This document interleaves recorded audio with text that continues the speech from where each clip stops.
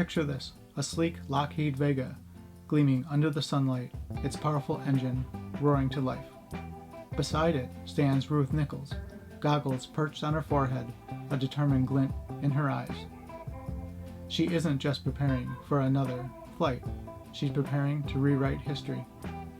Ruth Nichols was a woman who defied societal expectations, broke world records, and soared into the annals of aviation history.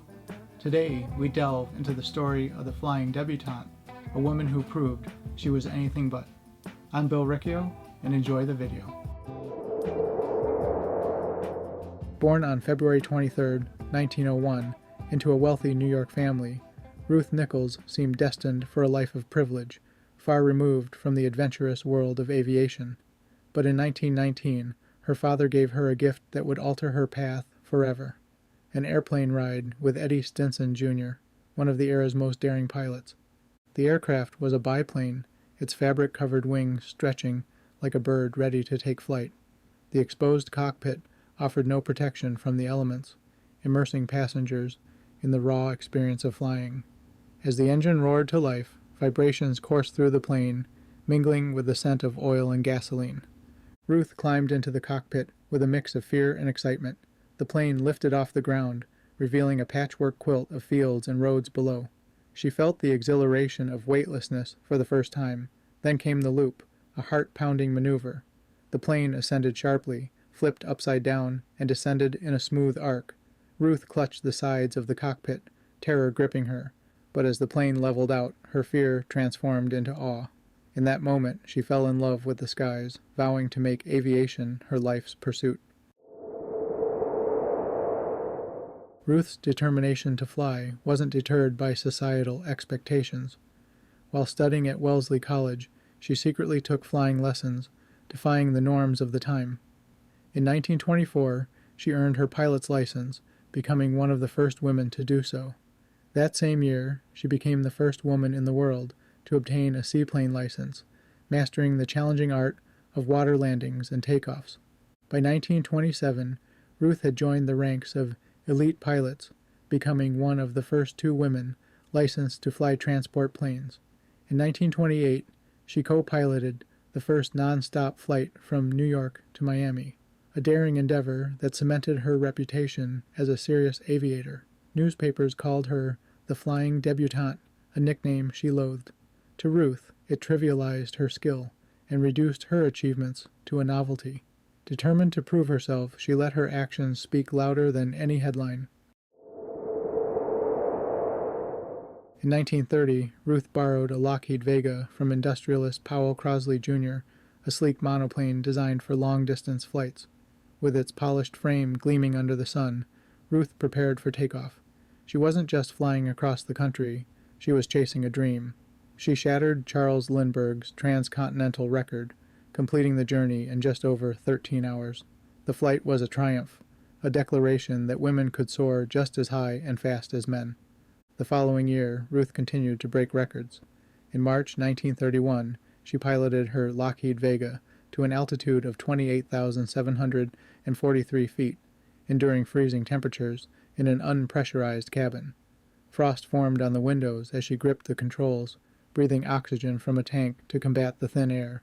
Just a month later, she set the women's speed record, reaching 210.70 miles per hour. These achievements solidified Ruth's place among the aviation elite. She wasn't content with personal glory, though. She wanted to inspire others and challenge the limits of what women could achieve in aviation. Not every flight ended in triumph. In June 1931, Ruth attempted to become the first woman to fly solo across the Atlantic. She meticulously prepared her Lockheed Vega, equipping it with extra fuel tanks for the grueling journey. As she approached New Brunswick, Canada, severe turbulence forced her into an emergency landing. The crash left her with broken vertebrae, a fractured nose, and severe lacerations. Despite her injuries, Ruth remained undaunted. From her hospital bed, she began planning her next venture. Later that year, her beloved Lockheed Vega was destroyed in a fire caused by a fuel leak.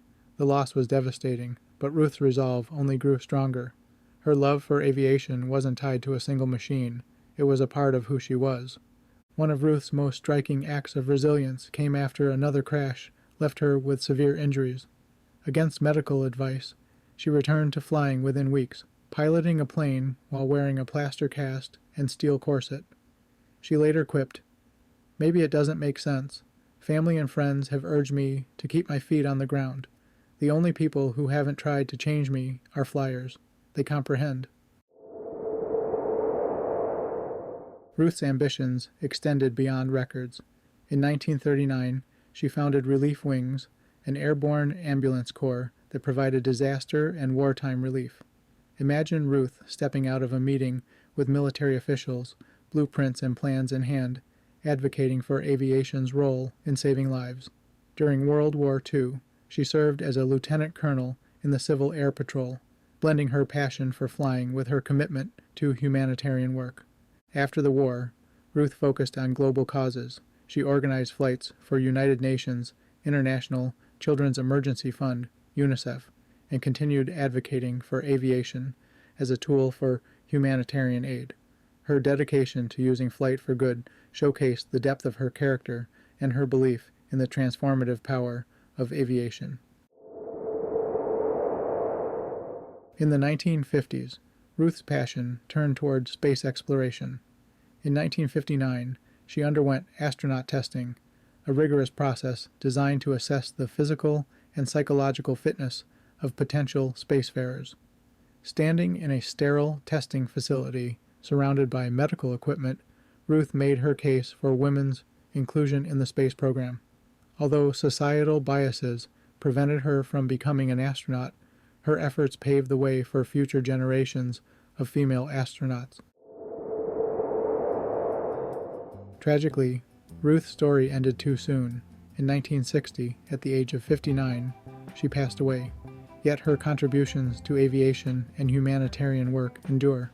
In 1992, she was posthumously inducted into the National Aviation Hall of Fame, a recognition of her groundbreaking achievements and indomitable spirit. Close your eyes and imagine a sky filled with endless possibilities.